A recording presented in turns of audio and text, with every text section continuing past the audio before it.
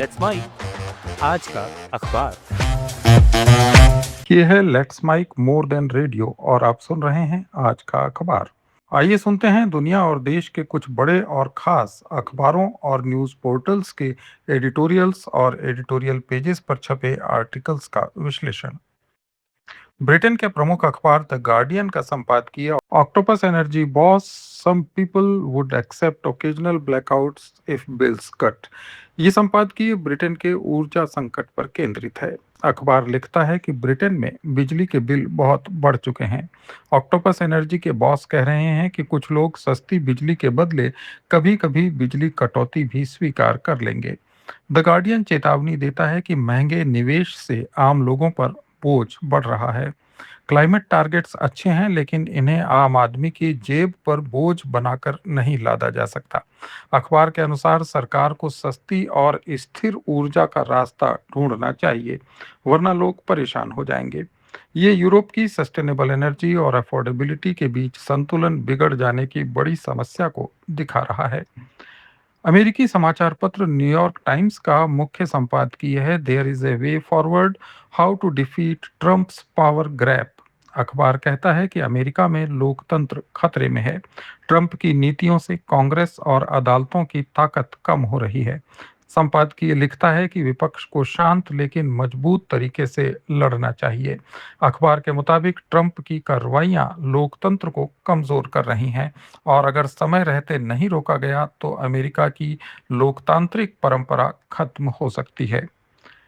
America के ही दूसरे बड़े अखबार वॉशिंगटन पोस्ट का editorial Seattle's mayor waves goodbye to prosperity विषय पर है, जो सिएटल शहर की आर्थिक स्थिति पर लिखा गया है। अखबार लिखता है कि सिएटल में टैक्स पॉलिसी से व्यवसाय भाग रहे हैं।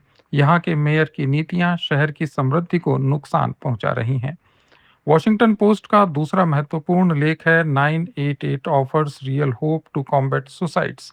इसमें 988 हेल्पलाइन की सफलता पर उम्मीद जताई गई है। वॉशिंगटन पोस्ट कहता है कि मानसिक स्वास्थ्य सेवाएं कुछ राहत दे रही हैं, लेकिन सरकार को इस बारे में और ज्यादा प्रयास करने की जरूरत है। मिडिल ईस्ट के पोर्टल अल जजीरा के एक प्रमुख लेख का शीर्षक है Trump says Iran seeks terms he can't agree to in latest peace proposals. Al Jazeera के मुताबिक ईरान ने युद्ध खत्म करने का नया प्रस्ताव दिया है, लेकिन ट्रंप इसे कमजोर बता रहे हैं। अल जजीरा कहता है कि इस युद्ध से मिडिल ईस्ट में अस्थिरता फैल रही है। हजारों लोग मारे गए हैं, अर्थव्यवस्थाएं बर्बाद हुई हैं। दोनों तरफ शांति चाहिए, लेकिन सम्मानजनक तरीके से। अल जजीरा के अनुसार ये युद्ध सिर्फ दो देशों का नहीं बल्कि पूरे क्षेत्र का मुद्दा बन गया है। बीबीसी की एक विश्लेषणात्मक रिपोर्ट मई दिवस यानी मजदूर दिवस पर केंद्रित है। इसका कहना है कि आर्टिफिशियल इंटेलिजेंस और नई तकनीक से नौकरियों का स्वरूप बदल रहा है, लेकिन मजदूरों के अधिकार लगातार कम हो रहे हैं। बीबीसी ने टिप्पणी की है कि मई दिवस सिर्फ छुट्टी नहीं बल्कि संघर्ष का प्रतीक है। बीबीसी के अनुसार दुनिया भर में मजदूर लंबे समय तक काम करते हैं, लेकिन उन्हें सुरक्षा और उचित तथा पर्याप्त वेतन नहीं मिलता। बीबीसी के अनुसार ब्रिटेन और यूरोप में भी यही हाल है। सरकारों को मजदूरों की आवाज सुननी चाहिए।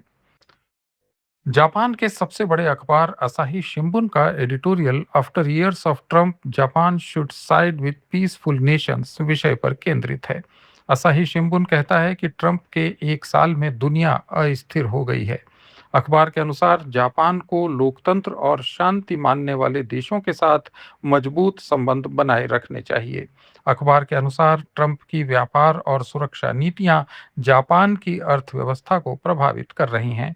असाही शिंबुन के मुताबिक जापान को अपनी स्वतंत्र विदेश नीति पर जोर देना चाहिए। और अब बात पड़ोसी देशों की। पाकिस्तान के प्रमुख अंग्रेजी अखबार डॉन का संपादकीय है labour day isn't for Pakistani labourers. अखबार लिखता है कि पाकिस्तान में मजदूर लंबे घंटों काम करते हैं, लेकिन उन्हें पूरा वेतन और उनके अधिकार नहीं दिए जाते। अखबार के अनुसार महंगाई, पानी की कमी और बेरोजगारी से लोग परेशान हैं। उन्हें लेबर डे पर सिर्फ भाषण नहीं, असली सुधार चाहिए। डॉन ने लिखा है कि मजदूरों की स्थिति सुधारना पाकिस्तान की प्रगति के लिए जरूरी है।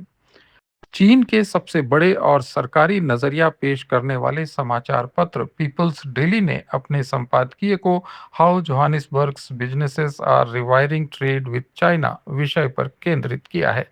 अखबार कहता है कि चीन अफ्रीका का सबसे भरोसेमंद साझेदार है। अफ्रीका और चीन के बीच व्यापार और विकास परियोजनाएं बढ़ रही हैं। अमेरिका की नीतियों की आलोचना करते हुए पीपल्स डेली लिखता है कि चीन हमेशा शांतिपूर्ण विकास पर जोर देता है। बांग्लादेश के अंग्रेजी अखबार डेली स्टार का एडिटोरियल है the rising cost of a distant war. अखबार बताता है कि ईरान अमेरिका युद्ध से बांग्लादेश में ईंधन महंगा हो गया है, आम आदमी पर बोझ पड़ा है। डेली स्टार के अनुसार बांग्लादेश सरकार को सतर्क रहकर आयात और सब्सिडी का प्रबंधन करना चाहिए, क्योंकि युद्ध की लहरें दूर बैठे देशों तक पहुंच रही हैं। और अब भारत। द हिंदू का एक संपादकीय भारत में मजदूरों की स्थिति सुधारने की जरूरत पर है। अखबार लिखता है कि अनौपचारिक क्षेत्र यानी असंगठित क्षेत्र के मजदूर सबसे ज्यादा प्रभावित हैं। मजदूर दिवस पर सरकार को उनके अधिकारों पर ध्यान देना चाहिए। द हिंदू का एक दूसरा एडिटोरियल बंगाल चुनाव और सुरक्षा व्यवस्था की चिंता को लेकर है। द इंडियन एक्सप्रेस में delimitation is about federalism versus franchise विषय पर संपादकीय प्रकाशित हुआ है। अखबार कहता है कि सीमा पुनर्निर्धारण यानी डिलिमिटेशन से नॉर्थ साउथ बैलेंस बिगड़ सकता है। ये संघीय ढांचे यानी फेडरल स्ट्रक्चर के लिए एक चुनौती है। इंडियन एक्सप्रेस का दूसरा संपादकीय गर्मी की तैयारी और जल संकट पर केंद्रित है। अखबार के अनुसार भारत को इन मुद्दों पर तुरंत काम करना चाहिए। आज के विश्व के बड़े और प्रमुख अखबारों के संपादकीय वैश्विक अस्थिरता को दिखा रहे हैं। ईरान युद्ध ऊर्जा और अर्थव्यवस्था को हिला रहा है। ट्रंप की नीतियां अमेरिका और दुनिया को बदल रही हैं। मजदूर दिवस पर असमानता और अधिकारों की कमी उभर कर सामने आई है। चीन अपना प्रभाव बढ़ा रहा है, जबकि जापान सतर्क है। बांग्लादेश और पाकिस्तान महंगाई और युद्ध की मार झेल रहे हैं। गहराई से देखें तो ये सभी एडिटोरियल इस बात को साफ करते हैं कि आज की दुनिया में कोई देश अलग थलग नहीं रह सकता। ईरान का युद्ध जहां बांग्लादेश के ईंधन बिल को बढ़ा रहा है, वहीं ट्रंप की नीतियां जापान को चिंतित कर रही हैं और मजदूरों के मुद्दे हर देश में एक जैसे सवाल उठा रहे हैं कि विकास का फायदा आखिर किस तक पहुंच रहा है।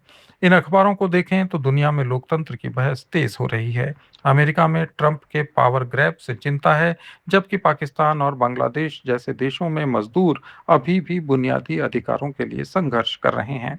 चीन अपने मॉडल को विकास के लिए स्थिरता वाला मॉडल बता रहा है और भारत जैसे देशों को इन सब से सीख लेनी चाहिए कि संघीय ढांचे को मजबूत रखते हुए आर्थिक सुधार किए जाएं, ताकि नॉर्थ साउथ इम्बैलेंस न बढ़े। आज का अखबार में आज इतना ही। इसी तरह के और एनालिटिकल कार्यक्रम सुनने के लिए डाउनलोड करें लेट्स माइक ऐप। जुड़े रहिए लेट्स माइक के साथ। आप सुन रहे थे let's mic more than radio. Follow कीजिए हमें हमारे सोशल मीडिया प्लेटफॉर्म्स पर। It's time for news. It's time for more than radio. Presenting the first radio news app, Let's Mic. Let's Mic, a news-based app on your phone where you get to watch and listen news, talk shows, interviews, radio show podcasts. On Let's Mic, you get all relevant information of TV, print, radio, podcast, and digital. Let's Mic talks about every segment of life.